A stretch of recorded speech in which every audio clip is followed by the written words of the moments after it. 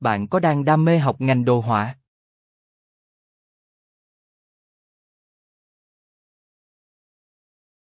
Bạn có bao giờ mơ ước biến ý tưởng trong đầu thành những tác phẩm ấn tượng?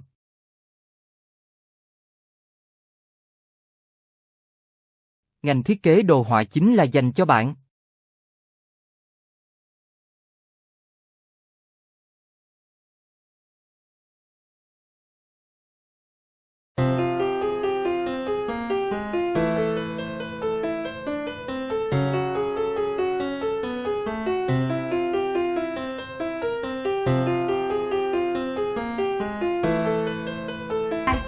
Theo đó, hiện nay mức lương thiết kế đồ họa đối với một sinh viên mới